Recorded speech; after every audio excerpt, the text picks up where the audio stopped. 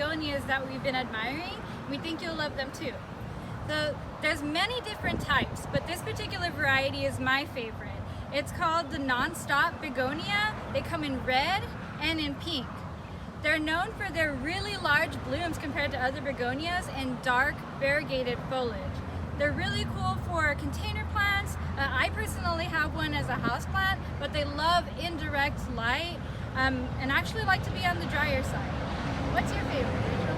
Oh man, there's just so many to choose from, Christina. I mean, I guess I'd have to say this dragon-winged begonia here.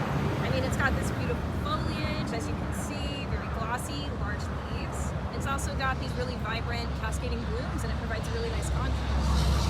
Yeah, and so again, all of these can do really well as container plants. A lot of people like to have them as hanging baskets, but they can also do well in the landscape as a seasonal landscape addition, especially with that pop of color they'll add to your shady corner.